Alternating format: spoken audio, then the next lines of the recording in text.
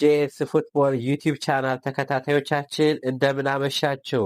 ዛሬ ምሽት እጅግ አስደሳችና ድራማዊ የሆኑ ትኩስ የእግር ኳስ ዜናዎችን፣ የፕሪሚየር ሊግ የመክፈቻ ጨዋታዎችን፣ የተጫዋቾች አስተያየትና የተጠናቀቁ ትልልቅ የዝውውር ዜናዎችን ይዘንላችሁ ቀርበናል። እስከ መጨረሻው አብራችሁን ቆዩ። አብራችሁን ስትቆዩ በዩቲዩብ ሀሳብ አስተያየታችሁን ኮመንት ላይ አስፍሩልን። እንዲሁም ቪዲዮ ላይክ፣ ሼር፣ ሰብስክራይብ ማድረጋችሁን እንዳትረሱ በትህትና እጠይቃለሁ።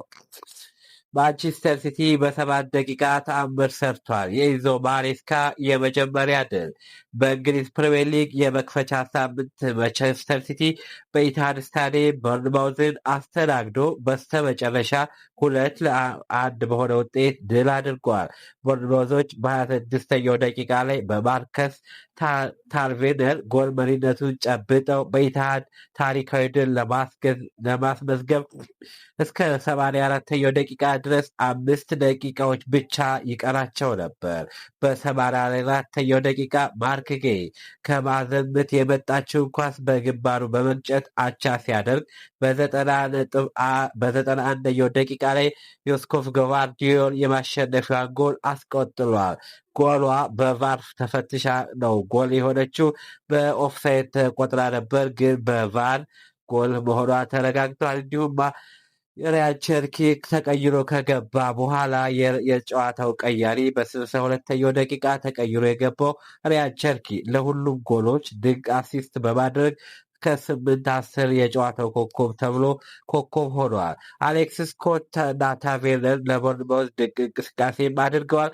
ከጨዋታው 8-8 ተሰጥቷቸዋል። በአንጻሩ አዲሱን የፀጉር ስታይል ይዞ የገባው ኤሪክ ሃላንድ ተጋጣሚዎቹን ሳይጠቀም ቀርቶ 5 ከ10 ነጥብ አግኝቷል። እንዲሁም በአዲስ የፀጉር ስታይል ነው የወጣው። ከጨዋታው በኋላ ኢንዞ ማሬስካ በውጤቱና በ3 ነጥቡ እጅግ ደስተኛ ነኝ፣ ድሉ ይገባናል ብሏል። አሰልጣኝ ኢንዞ ማሬስካ በሜዳ ዳር በደስታ ተደባልቀው ነበር።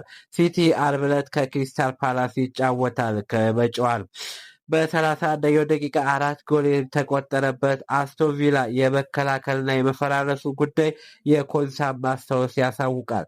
በሌላ የፕሪሚየር ሊግ ጨዋታ ብራይተን አስቶን ቪላን 4-0 በሆነ ሰፊ ውጤት አሸንፏል። የጨዋታው በተጀመረ በ34 ደቂቃ ውስጥ ብቻ ብራይተን 4 ጎሎችን በማስቆጠር ቪላን ደምስሷል። ሁኔታው የባሰ ያደረገው ደግሞ አዲሱ የቪላ ፍራው ጆአዎ ጎሜዝ በጨዋታው ቀይ ካርድ ተመልክቷል። በሜዳ መወገዱ ነው።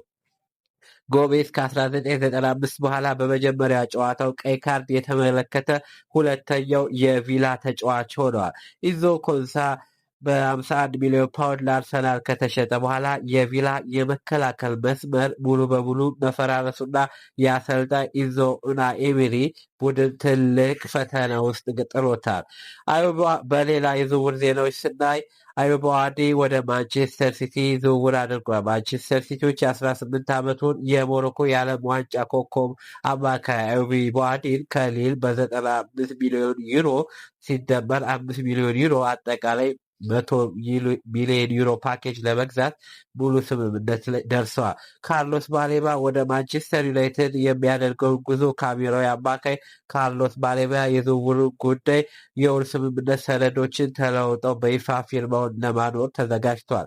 ቶትንሃም የግብፃዊውን አጥቂ ኦማር ማርሙሽን ከማንቸስተር ሲቲ በውሰት ለመውሰድና በ50 ሚሊዮን ፓውንድ የመግዛት በግዴታ የመግዛት ውል ላይ ከስምምነት ደርሷል። ተጫዋቹ ነገ ሰኞ ለሕክምና ምርመራ ወደ ለንደን ይበራል። ሳሚንሆም ወደ ቶትንሃም በመዘዋወር ላይ የሚገኝ ተጫዋች ሆኖ ከጨዋታ ውጭም ሆኗል። ከማንቸስተር ሲቲ የሳውዲው አልሂላል አሰልጣኝ ሲሞን ኢንዛጊ ኦሊ ዋትኪንስን ከአስቶን ቪላ፣ ገብርኤል ማርቲኔሊ ከአርሰናል ለማስፈረም ጥረት እያደረጉ ነው። ከዋትኪንስ ጋር በግል ጥቅማ ጥቅሞች ላይ ስምምነት ደርሰዋል። አሌሃንድሮ ባልዴ፣ ማርከስ ካሴዶ እና ሄክተር ሮት ከባርሴሎና የዛሬው ኤልቺ ጨዋታ ስኳድ ውጭ ሆነዋል። ሶስቱም ተጫዋቾች የዝውውር መስኮቱ ከመዘጋቱ በፊት ክለቡን የመልቀቅ ዕድላቸው ሰፊ ሆነዋል። ለዛሬ ምሽት ያዘጋጀንላችሁ ትኩሱ የጄኤስ ፉትቦል ስፖርት መረጃዎች እነዚህን ይመስሉ ነበር። የዛሬውን የማንቸስተር ሲቲ ተአምራዊ ማገገምና የዝውውር እንቅስቃሴዎችን እንዴት አያችሁት? ሀሳብ አስተያየታችሁን ኮመንት ላይ ያስቀምጡልኝ። ቪዲዮን ላይክ፣ ሼር ማድረጋችሁን እንዳትረሱ። ለቻናላችን አዲስ ከሆናችሁ ሰብስክራይብ በማድረግ የደወል ምልክቷን ይጫኑ። መልካም ምሽት።